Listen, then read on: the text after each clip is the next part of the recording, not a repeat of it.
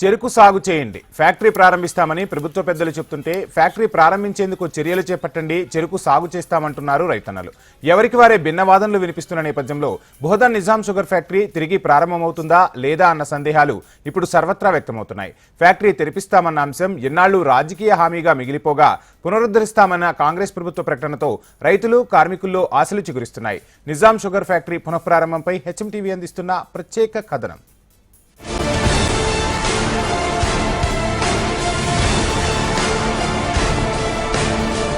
Nizam sugar ఫ్యాక్టరీని 1938లో 7వ నిజాం మీర్ ఉస్మాన్ అలీ ఖాన్ నిజామాబాద్ జిల్లా బోధన్లో ప్రారంభించారు. నిజాం హయాంలో ఆసియాలోని అతి పెద్ద చక్కెర ఫ్యాక్టరీగా రికార్డులకెక్కింది.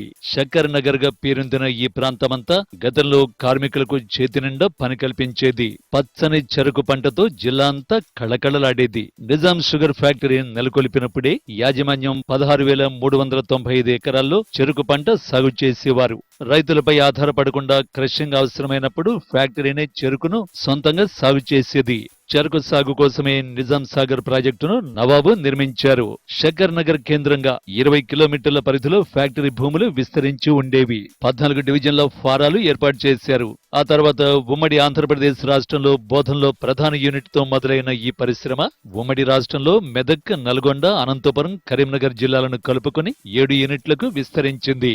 నష్టాల నెపంతో 1996 జూలైలో ప్లాంటేషన్ విభాగాన్ని మూసివేసి భూముల అమ్మకాన్ని ప్రారంభించారు. 2002లో నాటి ముఖ్యమంత్రి చంద్రబాబు బోధన్ చక్కెర కర్మాగారాన్ని ప్రైవేటు పరం చేశారు. ఆ తర్వాత డెక్కన్ డెల్టా యాజమాన్యం ఫ్యాక్టరీని కొనుగోలు చేసి క్రషింగ్ చేయగా నష్టాలు సాగుతూ 2015 డిసెంబర్లో ఫ్యాక్టరీ యాజమాన్యం లే ఆఫ్ ప్రకటించింది. లే ఆఫ్ కారణంగా నిజాం షుగర్స్ పూర్వ వైభవాన్ని కోల్పోయింది.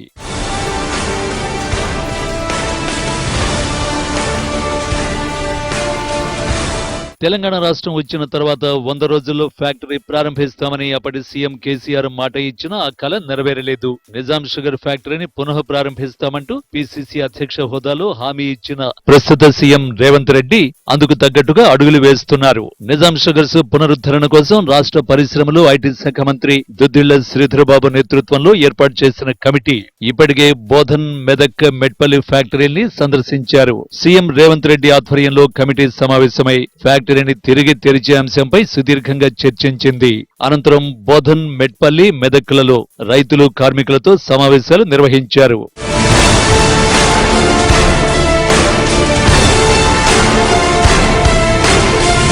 గత ఏడాది ఫిబ్రవరి 24న బోధన్ ఫ్యాక్టరీని అధ్యయన కమిటీ సందర్శించి రైతులు, కార్మికులు, రాజకీయ పక్షాల అభిప్రాయాలు తీసుకున్నారు. చక్కెర ఫ్యాక్టరీని ప్రారంభించేందుకు కాంగ్రెస్ సర్కారు పూనుకున్నా ప్రధానంగా పంట సాగుపై చర్చ సాగుతోంది. చెరకు రైతులకు పర్చేజ్ ట్యాక్స్ రాయితీ, ట్రాన్స్పోర్ట్ రాయితీ, కొత్త వంగడాలపై దృష్టి సారిస్తామని, రైతులు చెరకు సాగు చేస్తే ఫ్యాక్టరీని ప్రారంభిస్తామని షుగర్ కేన్ కమిషన్ అధికారులు, ప్రజాప్రతినిధులు స్పష్టం చేస్తున్నారు. చెరకు సాగు సాధ్యాసాధ్యాలపై ఎమ్మెల్యేలు సుదర్శన్ రెడ్డి, పోచారం శ్రీనివాస్ రెడ్డి, డాక్టర్ భూపతి రెడ్డి, మాజీ మంత్రి మండవ, షుగర్ కేన్ కమిషన్ సభ్యులు ఎడపల్లిలో రైతులతో సమావేశాన్ని నిర్వహించారు.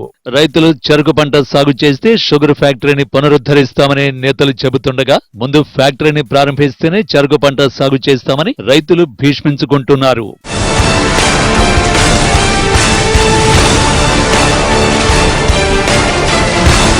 చెరకు సాగుకు స్థానికంగా ఉన్న అనువైన పరిస్థితులు, చెరకు పంటతో సమకూరే లాభాలు, అందుబాటులోకి వచ్చిన ఆధునిక యంత్ర పరికరాలు, అధిక దిగుబడిని అందించే వంగడాలు, అలాగే చెరకు సాగులో పాటించవలసిన యాజమాన్య పద్ధతులు తదితర విషయాలపై వ్యవసాయ శాస్త్రవేత్తలు రైతులకు అవగాహన కల్పించారు. చక్కెర కర్మాగారాన్ని తిరిగి తెరిపించి క్రషింగ్ చేపట్టాలంటే ప్రతిరోజు కనీసం 3,500 మెట్రిక్ టన్నుల చెరకు నిల్వలు అవసరం.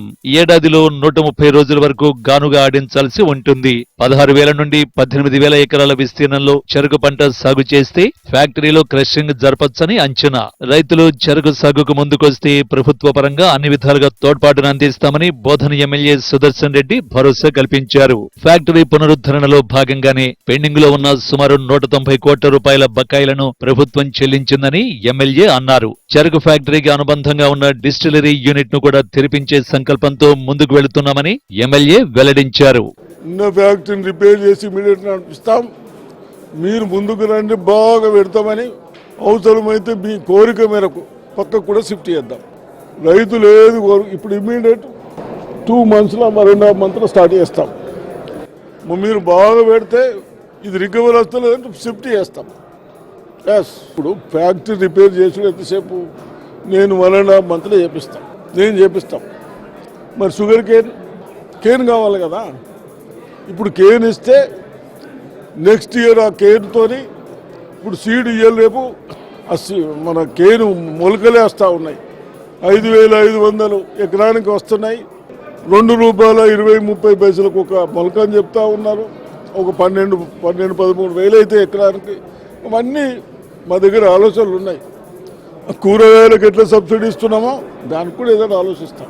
షుగర్ ఫ్యాక్టరీ తెరిచేందుకు ప్రభుత్వం ఆలోచించి అందుకు అనువైన వాతావరణాన్ని కల్పించాలని రైతులు కోరుతున్నారు. చెరకు సాగును ప్రోత్సహించడంలో భాగంగా ఏర్పాటు చేసిన అవగాహన కార్యక్రమంలో తమ సందేహాలు నివృత్తి చేయాలని రైతులు కోరుతున్నారు. ఈ అంశాలపై ప్రభుత్వ పెద్దలు, అధికారులు, అధికార పార్టీకి చెందిన రైతుల అభిప్రాయాలు కాకుండా క్షేత్రస్థాయిలో పార్టీలకు అతీతంగా రైతుల నుంచి అభిప్రాయాలు సేకరించి చర్యలు చేపట్టాలని కోరుతున్నారు. 2 నుంచి మేము చెరుకు పెట్టి ఎందుకంటే ఈ గత 10 సంవత్సరాల్లో చెరుకు షుగర్ ఫ్యాక్టరీ బంద్ పడడం వల్లనే మేము కొద్దిగా వేరే పంటలకు వెళ్ళిపోయినాం. గతంలో నేను సొంతంగా 12 ఎకరాలు చెరుకు పండించేవాడిని సార్.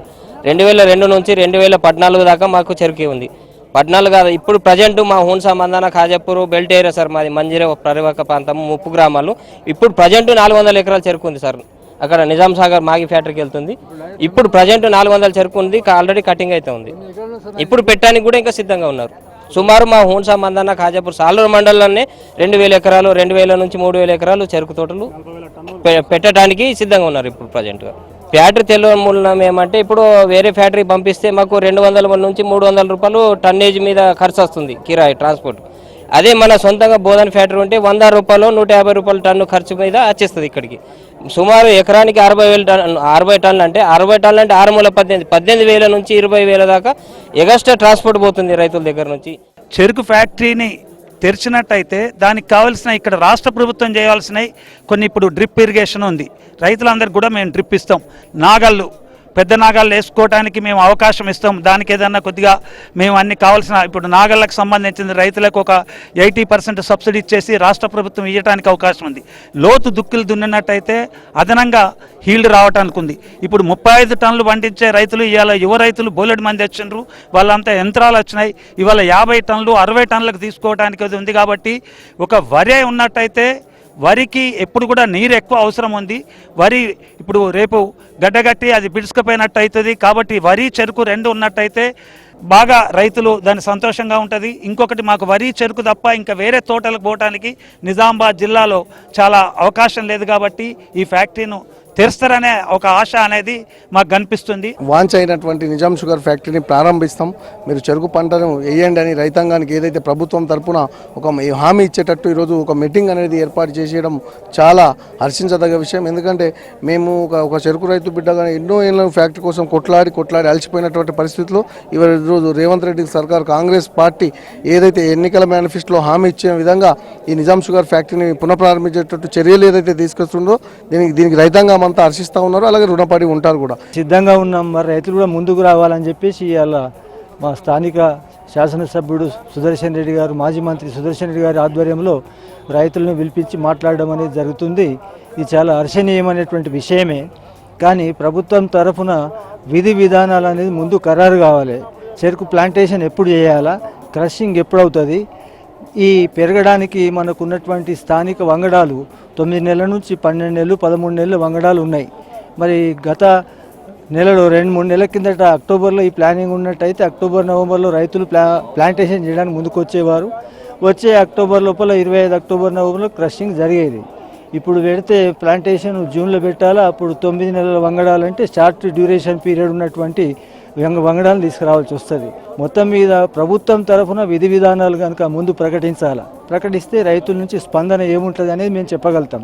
బోధన్ చక్కెర మిల్లు రోజువారీ చెరకు క్రషింగ్ కెపాసిటీ 3,500 టన్నులకు గాను ఒక సీజన్ లాభదాయకంగా నడవాలంటే కనీసం 5 లక్షల టన్నులు అవసరమంటున్నారు షుగర్ కేన్ కమిషన్ అధికారులు.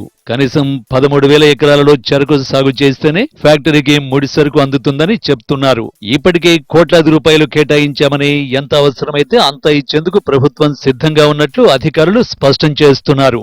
ఈ ఎడపల్లి గ్రామంలో చెరుకు పంట వైపు రైతాంగాన్ని మళ్లించే ఉద్దేశంతో రైతులకు అవగాహన సదస్సును ఏర్పాటు చేయడం జరిగింది. మన ప్రాంతానికే తలమానికమైనటువంటి నిజాం చక్కెర కర్మాగారాన్ని పునరుద్ధరించేటువంటి ఉద్దేశంతో ప్రభుత్వం ముందుకొచ్చి రైతుల యొక్క కోరిక మేరకు అతి త్వరలోనే ఇక్కడ ఫ్యాక్టరీ తెరవబోతున్నటువంటి సందర్భంలో మరి ఆ ఫ్యాక్టరీకి దానికి కావలసినటువంటి చెరుకును పండించేదానికి ఆ దిశగా రైతులను కార్యోన్ముఖులు చేసే ఉద్దేశంతో ఈ సమావేశాన్ని ఏర్పాటు చేశారు.